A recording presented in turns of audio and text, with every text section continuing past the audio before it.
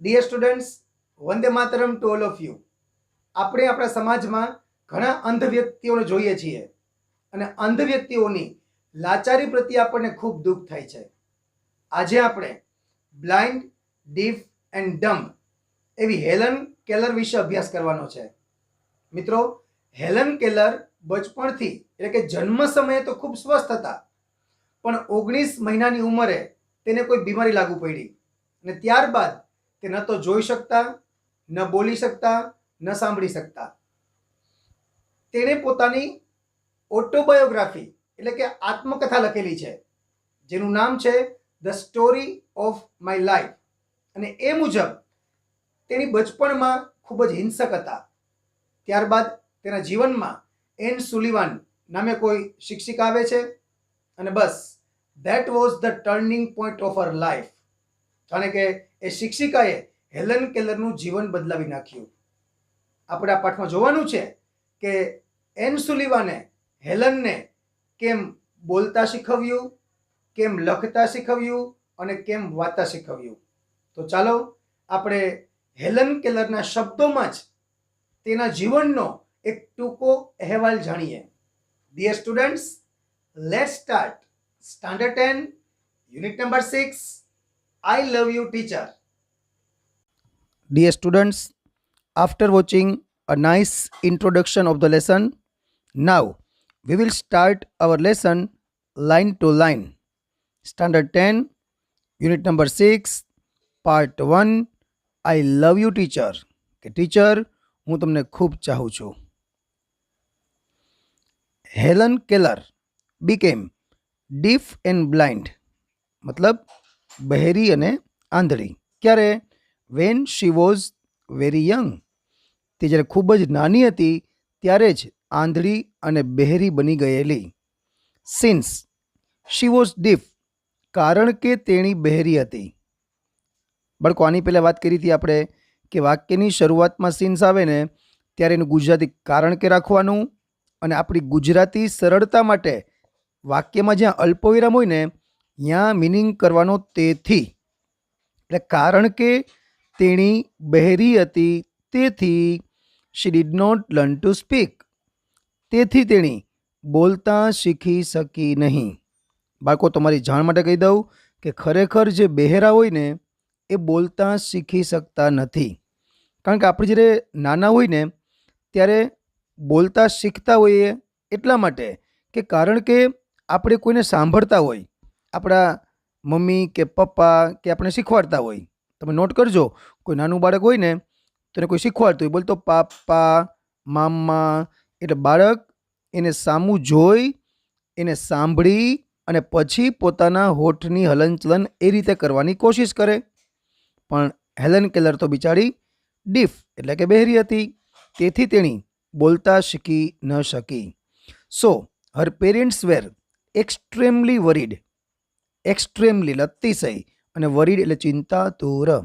સ્વાભાવિક છે કે કોઈ પણ માતા પિતાને એ ચિંતા તો રહે જ. Then they found Miss Sullivan, પછી તેઓને મળ્યા. કોણ મળ્યા? Miss Sullivan. એ કોણ હતા? એ teacher for the deaf and blind. એ કોણ હતા? તો કે અંધ અને બહેરા માટેના ટીચર મિસ સુલિવાન તેઓને મળી ગયા. That changed Helen's life. બસ આ ઘટનાએ, મતલબ કે જે ટીચર તેઓને મળી ગયા, આ ઘટનાએ હેલનનું જીવન બદલી નાખ્યું. Here is an account of the turning point in her life in her on words. કે અહીંયા તેમના જીવનમાં જે વળાંક આવેલો હતો તેનો અહેવાલ છે. ઇન હર લાઈફ, તેના જીવનનો, અને ઇન હર ઓન વર્ડ્સ, અને તેના પોતાના જ એટલે કે હેલનના શબ્દોમાં જ તેણી કહે છે કે મારા જીવનમાં એક આ જે ટર્નિંગ પોઈન્ટ જીવનનો કહેવાય એ કયો હતો? તો કે મારા જીવનમાં મારા ટીચર આવ્યા તે. હવે શું કહેશો? હવે જ્યાં જ્યાં આઈ આવે એ આઈ એટલે આપણે હેલન સમજશું. I still remember that morning of the year 1887. 1987ની એ સવાર મને હજુ પણ યાદ છે. I was just 7 years of age then. ત્યારે હું માત્ર 7 વર્ષની હતી. My teacher Ann Sullivan came to our house that day. મારા ટીચર એન સુલિવાન તે દિવસે અમારા ઘરે આવેલા. Next day she led me into her room and gave me a ડોલ. કે બીજા દિવસે તેઓ મને તેમના રૂમમાં લઈ ગયા અને મને એક ઢીંગલી આપેલી. બાળકો, થોડીક તમને બીજી વાત કરું તો જ્યારે હેલન નાની હતી ને ત્યારે એક અતિશય એકદમ ગુસ્સાવાળા સ્વભાવની હતી. એટલે શરૂઆતમાં તો જ્યારે એન સુલિવાન તેની ઘરે ભણાવવા આવ્યો ને ત્યારે બહુ વાંધો નહોતો. પછી એન સુલિવાને હેલનના પેરેન્ટ્સને વાત કરી કે હું મારા ઘરે લઈ જવા માગું છું. ત્યારે એના માતા પિતાએ સ્પષ્ટ ના પાડેલી હતી, કારણ કે હેલન ગમે તે ગુસ્સામાં આવતી ને ત્યારે ગમે હાથમાં આવી મારવા માંડતી. એટલે એના પેરેન્ટ્સને બહુ ચિંતા હતી. પણ જ્યારે એક દિવસ આખો વીતી ગયો ને પછી એના પેરેન્ટ્સને પણ એવું લાગ્યું અને એન સુલિવનને પણ લાગ્યું કે now it was safe to bring her at her home. અને પછી હવે આપણે એ જ વાત કરીએ આગળ હવે કે next day she led me into her room. કે તેણી મને તેના રૂમમાં લઈ ગઈ એન્ડ ગેવ મી અ ડોલ અને મને ઢીંગલી આપી. આ લેડ છે મિત્રો, લેડ, દોરી જવું. આનું મૂળ રૂપ થાય લીડ, LEAD, લીડ, લેડ અને લેડ. અને એના ઉપરથી જ શબ્દ લીડર આવે અને એના ઉપરથી જ શબ્દ લીડરશીપ આવે. જો બાળકો આજે વાત કરીને આપણે વારંવાર વચ્ચે વચ્ચે કે એક શબ્દ ઉપરથી બીજા શબ્દ બનતા હોય જેને વર્ડ ફોર્મેશન કહેવાય, એ તમને કરેક્શનમાં બહુ કામ લાગશે. લીટી કરેલ ભાગ સુધારો. વિદ્યાર્થીઓને એક ક્વેશ્ચન ખૂબ અઘરો લાગે છે, એટલે એના માટે હું વાત કરતો હોઉં છું. એટલે જ્યારે પણ વાત કરીએ ને આપણે એ શબ્દો ખાસ તમારે લખી લેવા ભૂલતા નહીં. I played with it for a while. જ્યારે એન સુલિવાન એને ઢીંગલી આપી, એ ઢીંગલીથી થોડી વાર માટે હું રમી. ફોર એ વાઇલ એટલે થોડી વાર માટે. Then Miss Sullivan made some finger movements on my palm. આનો ઉચ્ચાર થાય પામ એટલે હથેળી. પછી મિસ સુલિવાને મારી હથેળીમાં કંઈક મૂવમેન્ટ કરી, ફિંગર મૂવમેન્ટ. મતલબ કે એને આમ આપણી ભાષામાં વાત કરીએ તો મિસ સુલિવાને પોતાની આંગળીથી હેલનના હાથમાં કંઈક લખ્યું, એવી કંઈક મૂવમેન્ટ કરી, આંગળી ફેરવી. It was an exciting experience. આ એક રોમાંચક અનુભવ હતો. I got interested in that play. મને તે રમતમાં રસ પડ્યો. આને તો હેલનને એવું લાગતું હતું કે આ કંઈક રમત કરે છે. એન્ડ સ્ટાર્ટેડ, પછી મેં શરૂ કર્યું. શું શરૂ કર્યું? Imitating the movements she made with her finger. તેણી જે કાંઈ મૂવમેન્ટ્સ કરતી હતી મારા હથેળીમાં, એની મેં નકલ કરવાનું શરૂ કર્યું. ઇમિટેટિંગ, ટુ ઇમિટેટ બરાબર થાય ટુ કોપી, એટલે ઇમિટેટિંગ છે એટલે કોપિંગ. મિત્રો આના ઉપરથી જ શબ્દ આવ્યો છે ઇમિટેશન. ઇમિટેશન જ્વેલરી કહીએ આપણે, એટલે મતલબ એ નકલ કરેલી, મતલબ સાચી ના હોય એમ, એવો મતલબ થાય એનો. હવે પાછા આપણે પોઈન્ટમાં આવી જઈએ તો મિસ સુલિવાન જે કાંઈ પોતાની આંગળીથી હેલનની હથેળીમાં જે કાંઈ મૂવમેન્ટ્સ કરતી હતી તે મૂવમેન્ટ્સની કોપી કરવાનું હેલને શરૂ કર્યું. When I finally succeeded in doing that. When I finally succeeded in doing that correctly. હું સાવ સાચી રીતે, એવી રીતે કરવામાં હું સફળ થઈ. હજુ વચ્ચે સમજાયું છે આપણે કે સક્સીડ, આ મૂળ શબ્દ સક્સીડ છે એટલે સફળ થવું થાય. આ એનું ભૂતકાળ થયું સક્સીડેડ. હવે સક્સેસ એટલે કહેવાય સફળતા. જો આ આપણા કરેક્શનમાં કામ લાગશે. પછી સક્સેસફુલ તો સફળ, અને સક્સેસફુલી તો સફળતાપૂર્વક. અને વર્ડ ફોર્મેશન કહેવાય. ખાસ યાદ રાખવાનું તમારે ભૂલતા નહીં. When I finally succeeded in doing that correctly. જ્યારે હું સાવ બરાબર રીતે, સાચી રીતે એ કરવામાં સફળ થઈ ત્યારે આઈ વોઝ થ્રિલ્ડ. હું તો એકદમ રોમાંચિત થઈ ગઈ. I didn't know that. હું જાણતી નહોતી કે આઈ વોઝ સ્પેલિંગ DOLL. મને ખબર નહોતી કે હું તો ડોલનો સ્પેલિંગ લખી રહી હતી. મતલબ કે જે મૂવમેન્ટ્સ એન સુલિવાન હેલનની હથેળીમાં કરતા હતા એ આ હતી, DOLL. એને સમજાવવા માગતા હતા કે તારા હાથમાં જે આ છે એ વસ્તુ આ છે. બરાબર, આ એનો પહેલો એક્સપિરિયન્સ હતો મિસ સુલિવાન સાથેનો. સમ ડેઝ લેટર, થોડા દિવસો પછી. વી વેર વોકિંગ ઇન અવર ગાર્ડન, થોડા દિવસો પછી અમે અમારા બગીચામાં ચાલી રહ્યા હતા. વેર વોકિંગ ચાલુ ભૂતકાળ. Suddenly my teacher put my hand under the water tap, અચાનક મારા ટીચરે મારો હાથ ક્યાં મૂક્યો? અંડર ધ વોટર ટેપ, પાણીના નળની નીચે મારો હાથ મૂક્યો. જો આ પુટ છે ને મિત્રો, એ ભૂતકાળ છે. આ પુટના ત્રણેય રૂપ સરખા થાય, પુટ પુટ પુટ. તો વર્તમાન કાળ છે કે ભૂતકાળ એ આપણને ખબર કેમ પડે? તો જો આ ટીચર છે અહીંયા, તો ટીચર છે ને ત્રીજો પુરુષ એક વચન કહેવાય. જો વાક્ય વર્તમાન કાળનું હોય ને તો અહીંયા એસ લાગેલો આવે. અહીંયા એસ લાગેલો નથી, એનો મતલબ આ વાક્ય ભૂતકાળનું કહેવાય. અને આમ પણ જુઓ, આપણે બધી જ જે ક્રિયા છે એ અત્યારે ભૂતકાળની ચાલી રહી છે. પણ ભૂતકાળની આ તો ઉપર રેફરન્સ છે, હાલો ખબર પડી ગઈ આપણને. પણ ઉપર રેફરન્સ ના હોય ને આડાવડો ક્યાંય, તો આ જ જોવાનું આપણે કે એસ નથી લાગેલો એટલે એ ભૂતકાળનું વાક્ય. ચલો મૂળ સ્ટોરીમાં પાછા આવી જાય આપણે હવે. Suddenly my teacher put my hand under the water tap, કે તેઓ જ્યારે બગીચામાં ચાલી રહ્યા હતા કે ટીચરે અચાનક શું કર્યું? તેણીના હાથને પાણીના નળની નીચે મૂક્યો. As the cool flow of water rain over one hand, as the cool flow, ઠંડો પ્રવાહ, રેન ઓવર એટલે વહેવું, વન હેન્ડ એના એક હાથમાં શું હતું? પાણીનો ઠંડો પ્રવાહ એ વહી રહ્યો હતો. પાણીની ધાર એના હાથ ઉપર વહી રહી હતી. તો she spelled WATER on my other palm. હજી પેલી ડોલમાં કેવી એક્સરસાઇઝ કરાવી હતી એવી જ એક્સરસાઇઝ હવે પાણીમાં ચાલુ થઈ. એક હાથમાં પાણીનો પ્રવાહ વહે અને બીજા હાથમાં WATER એવું લખ્યું. We played this game every day. અમે તો આ ગેમ રોજ રમતા. હેલનને ખ્યાલ નથી હજી કે પોતાનો અભ્યાસ ચાલુ થઈ ગયો હતો. એને તો બસ રમત લાગતી હતી આ. એટલે કે જો કે we played this game every day. કઈ ગેમ? ટચિંગ ડિફરન્ટ ઓબ્જેક્ટ્સ, અલગ અલગ વસ્તુઓને અડવાની, સ્પર્શવાની આ ગેમ અમે રોજ રમતા. ઇટ અવેકન્ડ માય સોલ. આ રમતે તો મારા આત્માને જાગૃત કરી દીધો. કઈ રમત? તો કે અલગ અલગ વસ્તુઓને, પદાર્થોને સ્પર્શવાની, મતલબ એક હાથમાં કાંઈ વસ્તુ હોય અને બીજા હાથમાં એન સુલિવાન એની હથેળીમાં સ્પેલિંગ લખે. નાવ આઈ કેમ ટુ નો ધેટ, મને જાણવા મળ્યું કે એવરીથિંગ હેઝ એ નેમ.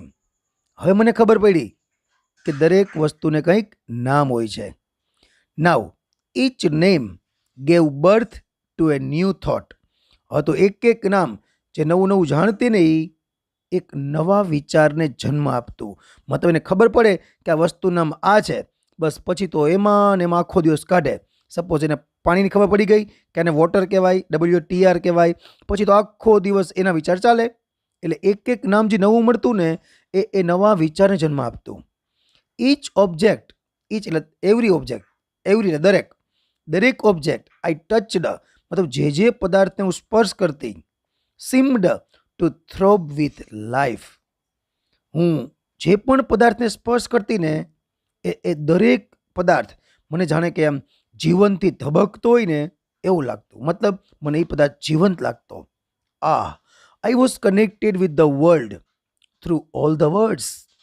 કે હવે હું શબ્દો દ્વારા હું સમગ્ર વિશ્વ હારે જોડાઈ ગઈ હતી. હવે miss Sullivan used to take, વારંવાર વાત કરી છે આપણે, યુઝડ ટુ પ્લસ મૂળ રૂપ. ભૂતકાળની કોઈ નિયમિત રીતે થતી ક્રિયા દર્શાવવા યુઝ ટુનો ઉપયોગ થાય. હેબિચ્યુઅલ એક્શન કહેવાય, અથવા તો habitual action in the past પણ કહીએ. યુઝ ટુ પ્લસ મૂળ રૂપ. મિસ સુલિવાન મને લઈ જતી ક્યાં? To long walks every morning. Miss Sullivan મને રોજ સવારે દૂર સુધી ફરવા લઈ જાય. I had a lot of question to ask. I had મારી પાસે હતા. શું હતા? A lot of question to ask. મારી પાસે તેને પૂછવા માટે ઘણા બધા પ્રશ્નો હતા. I would write something on her palm. હું તેની હથેળીમાં કંઈક લખતી, એન્ડ ઇન ટર્ન અને બદલામાં she would talk into my palm, અને તેણી પણ મારી હથેળીમાં જ લખતા. કેવી રીતે? As people talk into babies ears, કે જેવી રીતે લોકો બાળકના કાનમાં કેમ કંઈક કહે, બસ એવી રીતે તેણી પણ મારી હથેળીમાં લખતા. મતલબ જે પ્રશ્ન પૂછવાની ક્રિયા છે ને અને જવાબ આપવાની ક્રિયા એ બંને હથેળીમાં જ હાલતી. My teacher satisfied my curiosity, મારા ટીચરે શું કર્યું? સેટિસ્ફાઈડ એટલે સંતોષવું. શું? માય ક્યુરિયોસિટી, મારી જિજ્ઞાસા. મતલબ કે આ જે નવી નવી વસ્તુ સ્પર્શ કરતી ને એના વિશેને નવું નવું જાણવાની ઈચ્છા જાગતી, અને એ ઈચ્છા એના ટીચર સેટિસ્ફાઈ કરતા. Now everything around me was full of life, love and joy. હવે મારી આસપાસની દરેક વસ્તુ કેવી હતી? તો કે જીવન, પ્રેમ અને આનંદથી ભરેલી હતી. The second stage of learning was more difficult. હજો મિત્રો, એનો શીખવાનો ફર્સ્ટ સ્ટેજ પૂરો થઈ ગયો. પહેલાં એમાં શું હતું કે એને એક હાથમાં મિસ સુલિવાન વસ્તુ આપતા અને બીજા હાથમાં એના મૂવમેન્ટ કરતા અને કહેતા કે આ વસ્તુનું આ નામ છે. એનું ફર્સ્ટ સ્ટેજ હતું. હવે સેકન્ડ સ્ટેજ આવ્યું ને એમ કે છે થોડુંક વધારે અઘરું હતું. ઇટ વોઝ બેઝડ ઓન, આધારિત હતું. શેના પર? ધ સેન્સ ઓફ ટચ, એ સ્પર્શેન્દ્રિય ઉપર આધારિત હતું. Miss Sullivan would speak a word, એ શું કરતા? મિસ સુલિવાન એક શબ્દ બોલતા પહેલા, and ask me to touch her lips and throat slowly, અને પછી મને તેમના હોઠ અને ગળાને ધીમેથી સ્પર્શવાનું કહેતા. આઈ લર્ન્ટ, હું શીખી ગઈ. ટુ સ્પીક, હવે હું બોલવાનું શીખી ગઈ. Through the movements of the lips and the vibration in the throat, હવે હું હોઠના હલનચલન અને ગળાની ધ્રુજારી દ્વારા હવે હું બોલવાનું શીખી ગઈ. મિત્રો ખરેખર અઘરું છે. જે સાંભળી શકતા ના હોય ને એને બોલવામાં બહુ તકલીફ પડે. પણ આ તો શું છે, મન મકમવાળી અને અદ્ભુત છોકરી હતી આ. એટલે હવે ધીમે ધીમે એના હોઠને સ્પર્શે, ગળાને સ્પર્શે, અને પછી હોઠના હલનચલન અને ગળાની જે ધ્રુજારી હતી, વાઇબ્રેશન, એનાથી બોલવાનું શીખી ગઈ. When I uttered, to utter બરાબર ટુ સ્પીક, બોલવું. તો અટર્ડ એટલે એનું સિમિલર બને spoke. When I uttered my first word, હું મારો પહેલો શબ્દ બોલી. It gave me boundless delight, એ શબ્દએ મને, એ ઘટનાએ મને અતિશય આનંદ આપ્યો. નાવ આઈ સ્ટાર્ટેડ, જો ફરીવાર આવ્યું કે સ્ટાર્ટ અને સ્ટોપ પછી ING. Now I started talking with my toys, stones, trees and birds in the garden. હવે તો મેં વાતો કરવાનું ચાલુ કર્યું. કોની હારે? તે કે રમકડા સાથે, પથ્થરો સાથે, વૃક્ષો સાથે અને બગીચાના પક્ષીઓ સાથે. I felt amazed and delighted as my sister ran to me when I called her and my dog obeyed my commands. વિચાર કરો બાળકોને, જિંદગીમાં પહેલી વાર એવી ઘટના બની કે એણે પોતાની બહેનને બોલાવી અને એની બહેન એની પાસે આવી. અને બીજું કે એનો જે કૂતરો હતો એ પણ એના હુકમનું પાલન કરતો હતો. મતલબ કે જેમ કે એનો કૂતરો કરતો હતો, અને એની બેનને પણ પોતે બોલાવી અને એની બેન એની પાસે આવી. તો ત્યારે કેવું લાગ્યું? એને આશ્ચર્ય પણ લાગ્યું અને આનંદ પણ થયો. ક્યારે? કે જ્યારે એને પોતાની બેનને બોલાવી, તે પોતાની પાસે દોડતી આવી અને એનો કૂતરો પણ એની સૂચનાનું પાલન કરતો હતો. I was able to speak, હું બોલી શકતી હતી, હું બોલવા સક્ષમ હતી. હવે ઇટ વોઝ અ મિરેકલ, હવે હું બોલી શકતી હતી. આ એક ચમત્કાર હતો. When I studied seriously it seemed more like play than work, કે જ્યારે હું ગંભીરતાપૂર્વક અભ્યાસ કરતી ને ત્યારે મને એક કામ કરતાં વધારે રમત જેવું લાગતું હતું. આપણે બાળકો ઊંધું હોય, આપણે બધા બાળકોને, મોટા ભાગના બાળકોને એ અભ્યાસ જ સિરિયસ લાગતો હોય, પણ આને જ્યાંક ઉલટું હતું. એને અભ્યાસ રમત જેવો લાગતો હતો. બિલકુલ રમતા રમતા જ અભ્યાસ કરતી. વેનેવર, જ્યારે પણ એનીથિંગ ડિલાઇટેડ ઓર ઇન્ટરેસ્ટેડ મી, કે જ્યારે મને કોઈ પણ વાતમાં આનંદ પડે કે રસ પડે તો મિસ સુલિવાન વુડ ટોક એટલે વાત કરતી એબાઉટ ધેટ, તેના વિશે, એટલે શેના વિશે, કે જેમાં મને આનંદ પડતો, જેમાં મને રસ પડતો, તેના વિશે તેણી મને વાતો કરતી. કેવી રીતે? એઝ ઇફ, જાણે કે શી વેર અ લિટલ ગર્લ હરસેલ્ફ. કેવી રીતે? જાણે કે પોતે એક નાનકડી છોકરી હોય ને તે રીતે. જો મિત્રો આની પહેલાં વાત કરી હતી આપણે એઝ ઇફ વાળી રચના, એઝ ઇફ પ્લસ કરતા અને કરતા પછી વેર જ આવે, બાકી શિયાર તો બહુ જ આવવું જોઈએ, પણ આ એઝ ઇફ વાળી રચના છે. અને ડિસ્ક્રાઇબિંગ સપોઝિશન એ ફંક્શન કહેવાય આપણું. આ ડિસ્ક્રાઇબિંગ સપોઝિશન ખાસ કાળજી રાખજો. એઝ ઇફ પ્લસ કરતા પ્લસ વેર. આપણા ગ્રામરના ટોપિકમાં જે ફંક્શન ટોપિક છે એમાં ટોપિક ખાસ આપ્યો. આપણું ચેનલનું જે પ્લેલિસ્ટ છે એમાં ફંક્શન જોજો, અને ફંક્શનમાં ડિસ્ક્રાઇબિંગ સપોઝિશન તમે જુઓ ને તો આખો ટોપિક તમને સરસ શીખવા મળશે. એટલે ખાસ જોઈ લેજો વચ્ચે, અહીંયા ચર્ચા આપણે કરતા નથી. ખાસ મોસ્ટ ટાઈમ બી ખાસ કાળજી રાખજો એમાં. She taught subjects like science by making it so interesting that I remembered everything. તેની વિજ્ઞાન જેવો વિષય પણ મને એટલો રસપ્રદ કરીને સમજાવતી કે આઈ રિમેમ્બર્ડ એવરીથિંગ, મને બધું જ યાદ રહી જતું. આ એક નિયમ યાદ રાખજો બીજો, કે બાય પછી સીધું ક્રિયાપદ આવે ને એ આઈએનજી વાળું હોય. બાય મેકિંગ, આપણે આની પહેલાં વાત કરી હતી કે પ્રેપોઝિશન્સ આવે કોઈ પણ, in, on, under, before, after, એ બધા જ પછી સીધી ક્રિયા આઈએનજી વાળી જ હોય. આ જે કંઈ આપણે વાત કરી છે ને એ કરેક્શનમાં કામ લાગશે તમને. Finally my teacher began teaching me to read. જો મિત્રો આ વાક્યમાં 3 ક્રિયાપદ, કે છેવટે મારા ટીચરે શરૂ કર્યું. શું શરૂ કર્યું? ટીચિંગ, શીખવવાનું. કોને? મને. શું શીખવવાનું? ટુ રીડ, એટલે કે વાંચવાનું. મતલબ કે મારા શિક્ષકે હવે મને વાંચવાનું શીખવવાનું શરૂ કર્યું. આઈ ફર્સ્ટ રેડ રેઝ લેટર. મેં સૌપ્રથમ ઉપસેલા અક્ષર વાંચ્યા. રેઝ એટલે ઉપસેલા, લેટર્સ એટલે અક્ષરો. એન્ડ લેટર ઓન, આગળ જતા પછી રેડ વિથ બ્રેલ, અને આગળ જતા પછી મેં બ્રેલ લિપિમાં લખેલા જે અક્ષર હોય ને એ વાંચતા શીખ્યા. I learnt to write with both ordinary as well as Braille typewriter.